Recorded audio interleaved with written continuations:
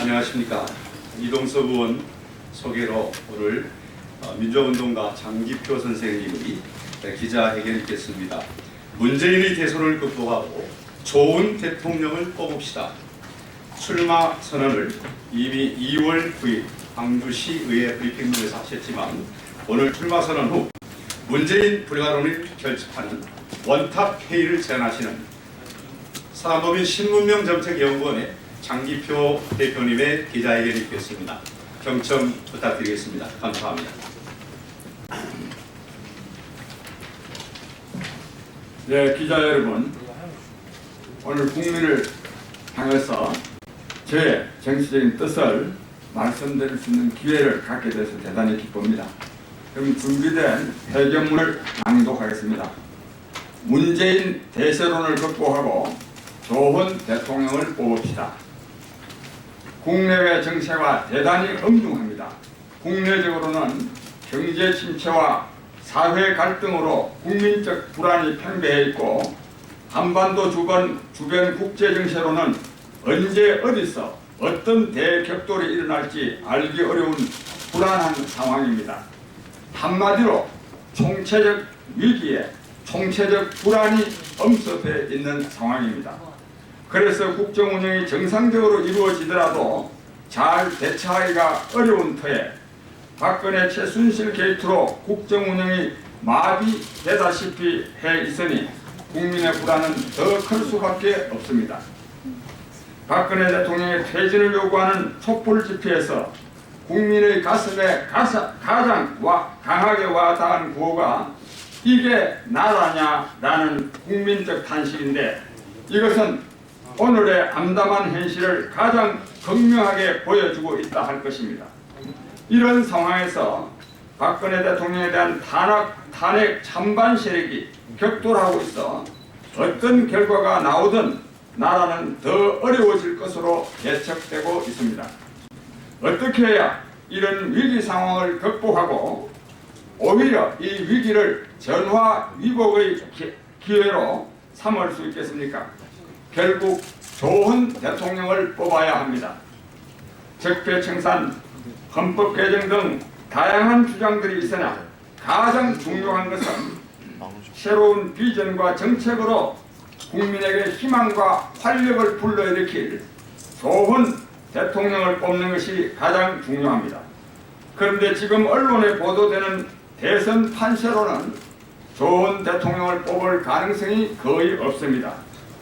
대통령이 되고자 하는 사람은 국민에게 희망과 활력을 불러일으킬 비전과 정책을 제시해서 서로 경쟁해야 하는데도 지금은 그런 비전과 정책을 제시하는 사람은 거의 없이 정치공학적인 득표 전략이나 합종연행에 매달려 있으면서 국민을 더 불안하게 하거나 짜증나게 하는 일들이나 하고 있으니 말입니다. 더욱이 지금의 대선 판세는 문재인 대세론으로 기울어져 있는데, 이 문재인 대세론이 이어져 문재인 씨가 대통령이 된다면 박근혜 게이트보다 더 위험천만한 문재인 게이트가 터질 가능성이 대단히 큽니다. 박근혜 게이트의 주된 원인이 친박 패권주의를 혁파하지 못한 데 있을진데, 문재인 씨가 대통령이 된다면 친문 패권주의가 국정을 농단할 것이니 말입니다. 한간에 박근혜에게는 최순실이 한 명이지만 문재인에게는 최순실 같은 사람이 여러 명이라는 말이 있는데, 이것은 문재인 게이트에 대한 민심의 우려를 말해주는 것이라 하겠습니다. 더욱이 문재인 씨가 대통령이 된다면 국론 분열이 극단에까지 치달아 정상적 국정 운영이 불가능할 것이니, 이러고서야 어떻게 나라가 온전할 수 있겠습니까?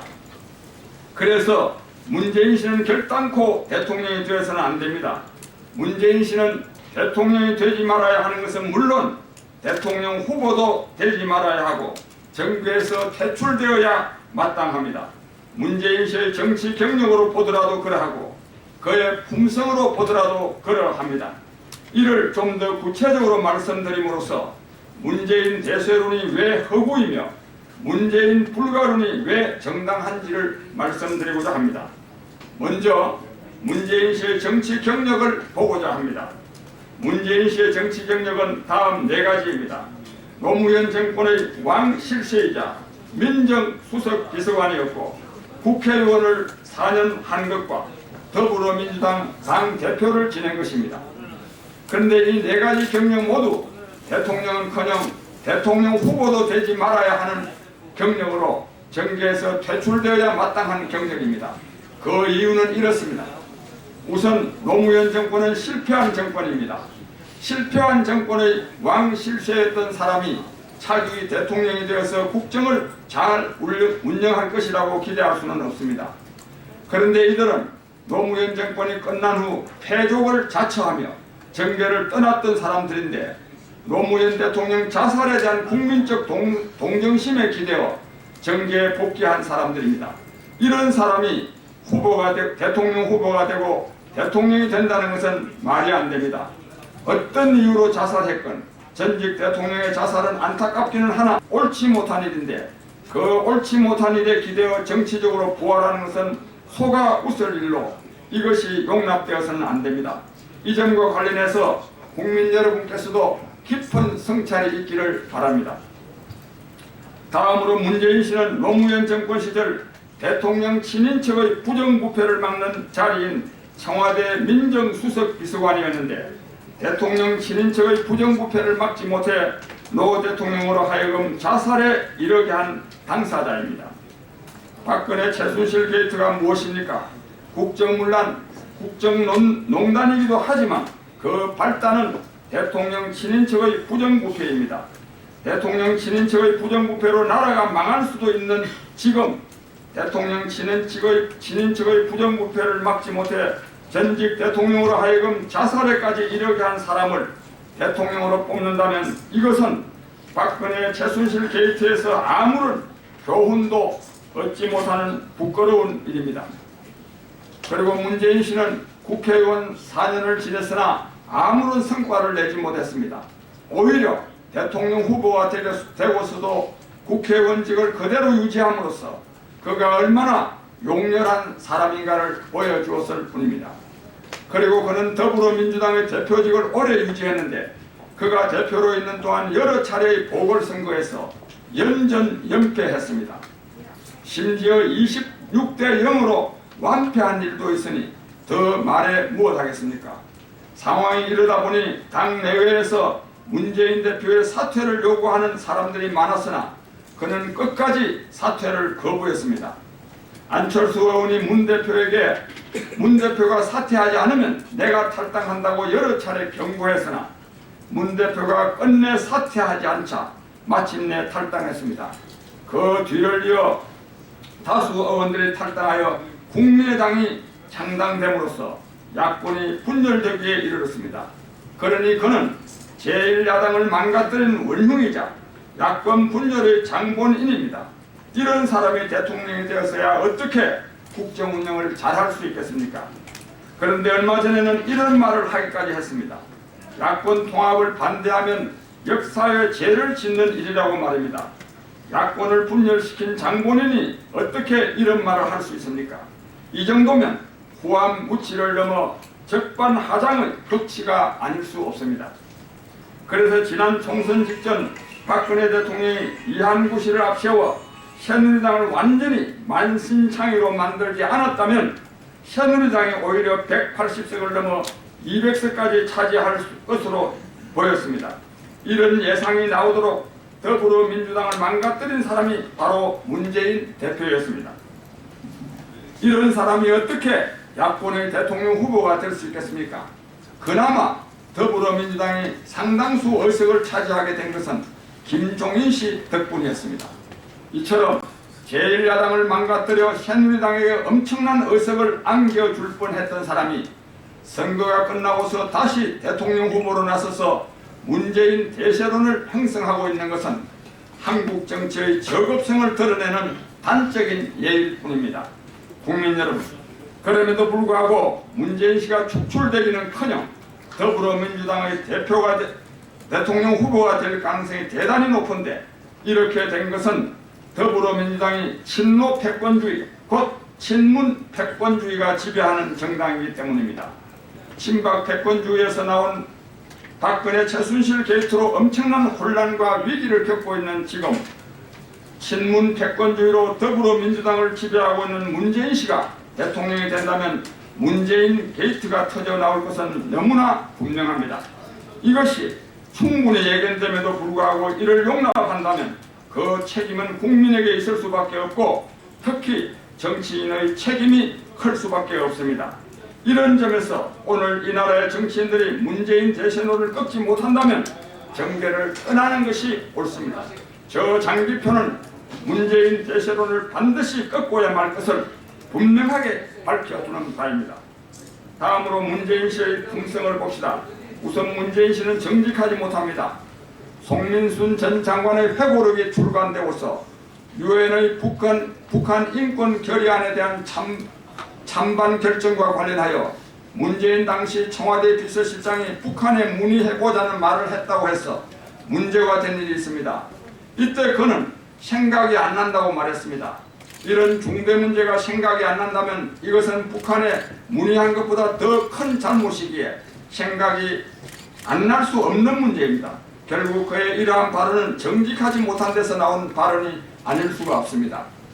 그가 정직하지 못한 것은 도처에서 드러나고 있는데 박근혜 게이트 국면에서 일관성 없는 발언으로 여론의 문매를 맞은 것도 결국 정치 철학이 없기 때문이기도 하지만 정직하지 못한 때문으로 보아 마땅합니다.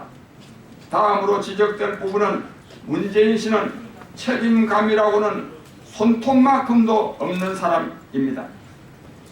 앞에서 언급한 대로 재보궐선거에서 연전연패하고도 대표직을 사퇴하지 않은 것은 그의 무책임성의 극치를 보여주는 것입니다.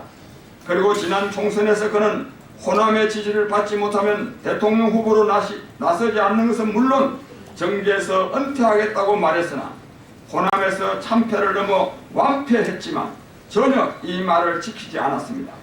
그런데 이에 대한 변명은 더 걸작입니다. 그런 발언을 한 것은 선거 때라 선거 전략상 그런 발언을 했을 뿐이라고 변명했습니다. 이런 변명은 정계 은퇴를 번복한 것보다 더 나쁜 변명으로 호남인들을 무시하는 듯한 인상을 주기에 충분했습니다. 이런 일 등으로 호남 사람들은 문재인 씨에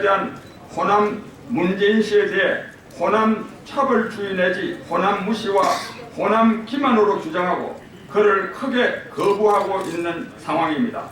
그래서 호남의 반문재인 정서는 사라지지 않을 것입니다. 야권의 중심지역인 호남에서 지지받지 못하는 사람이 대통령이 되는 것은 불가능한 일입니다. 문재인 필패론이 나올 수밖에 없는 이유이기도 합니다. 그런데 국민 여러분, 이처럼 문재인 씨는 그의 정치 경력상으로 보거나 그의 성품으로 보아 대통령 후보는커녕 정계에서 축출되어야 마땅한 사람인데도 문재인 대세론이 팽배해 있으니 또 다른 차원에서 이게 나라냐라는 말이 나오지 않을 수 없는 상황입니다.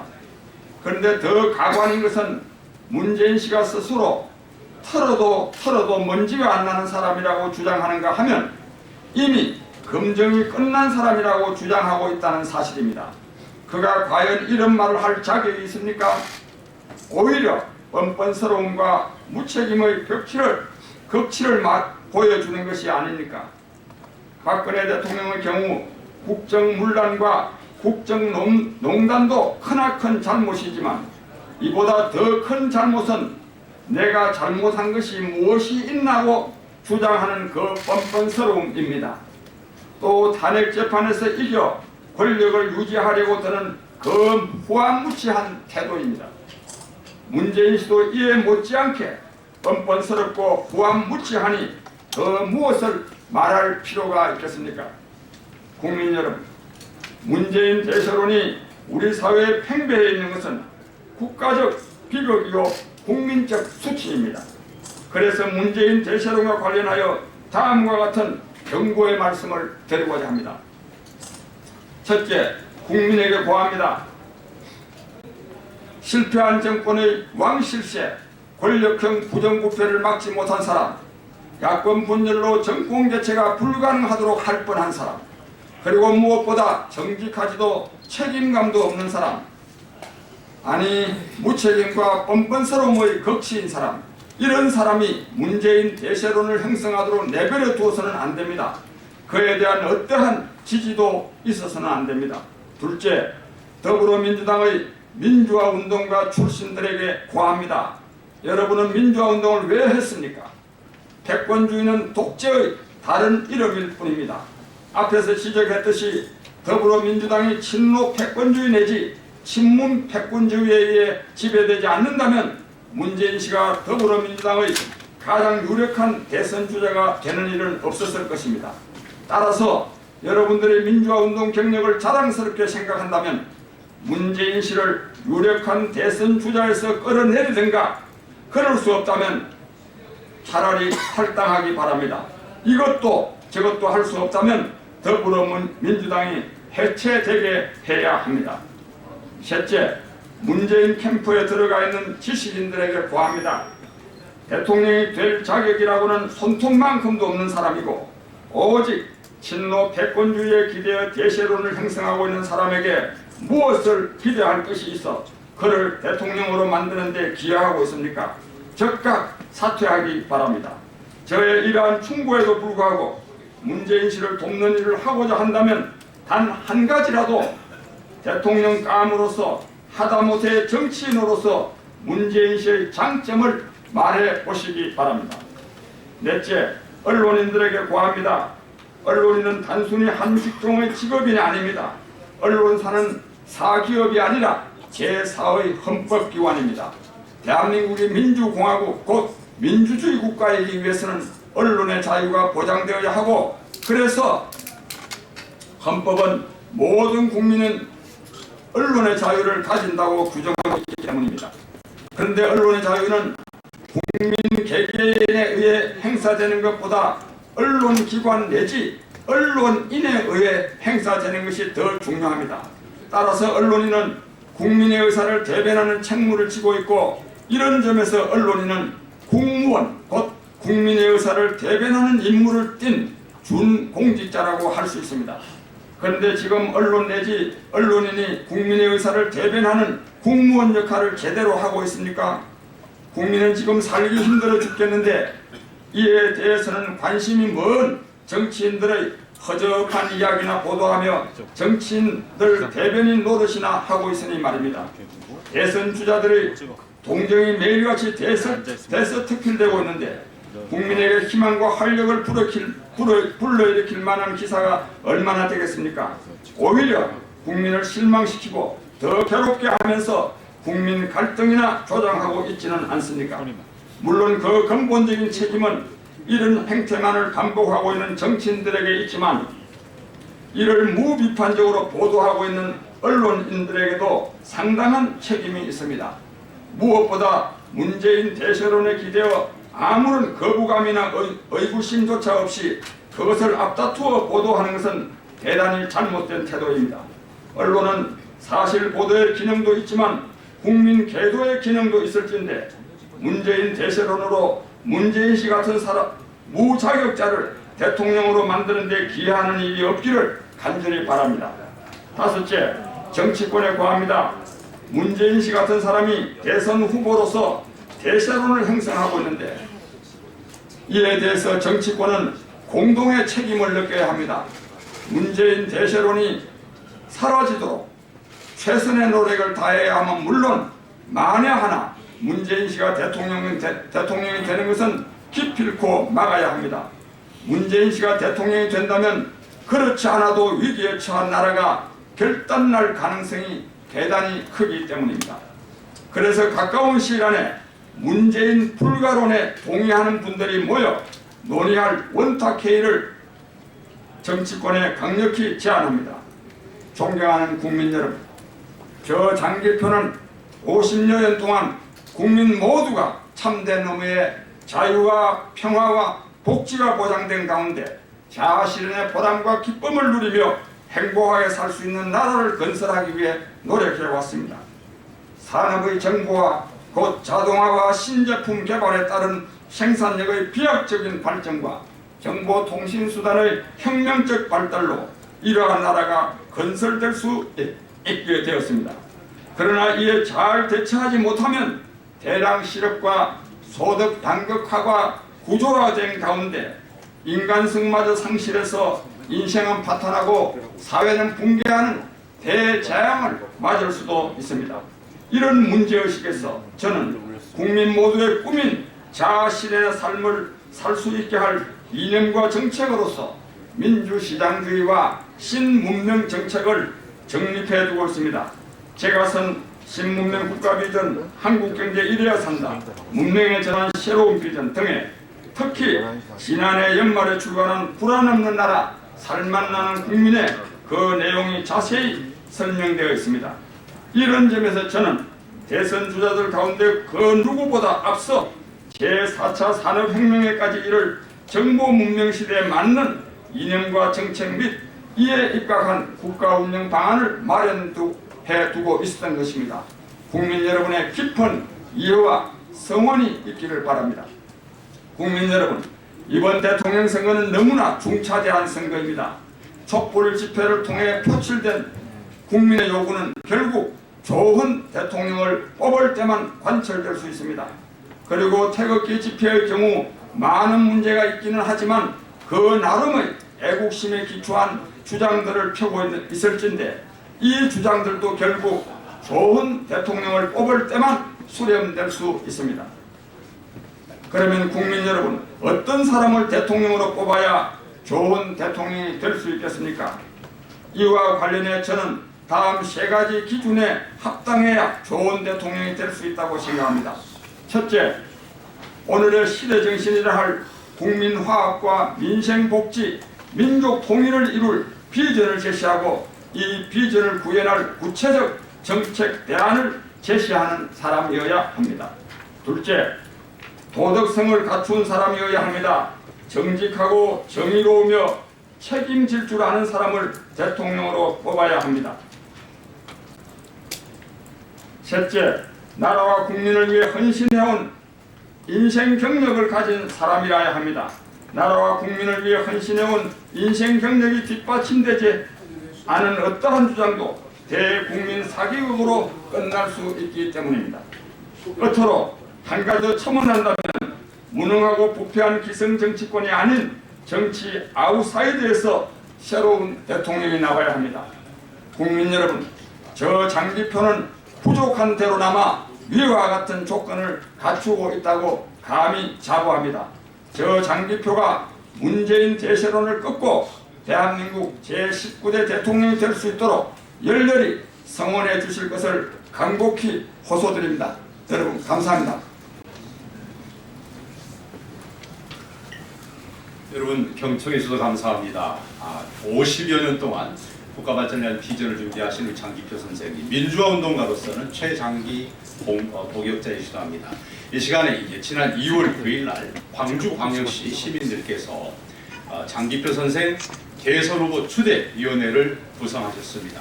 그 회장이신 전 광주일보 회장이신 김종택 회장님 나오셔서 그 취지를 간단히 말씀해 주시고 오늘 기자회견을 마칠까 합니다. 김종택 회장님과 여성 대표님 함께 나와주시기 바랍니다.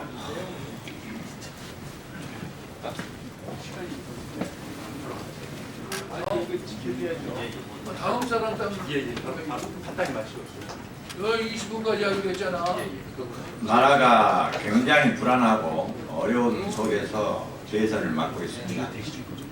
원어민들은 약속을 지키는 지도자를 원하고 있고 책임을 질 줄 알고 우리 장기표 선생이 이야기를 하셨지만 우리 민족을 좀 더 행복하게 하고 그리고 나아가는 어린이부터 청년, 노인들이 믿고 살 수 있는 나라, 불안 없는 나라, 그리고 살맛 나는 국민을 만들어줄 후보자로 누구보다 우리 장기표 선생님이 적임자라고 생각하고 시민들과 함께 추대위원을 결성해서 우리 장기표 선생님을 19대 대통령에 출마하도록 말씀을 드렸습니다. 네, 여러분 감사합니다.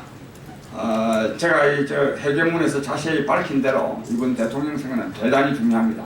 근데 결국 국민의 뜻을 대변하고 하는 우리 언론인 여러분들의 책무가 대단히 중요합니다.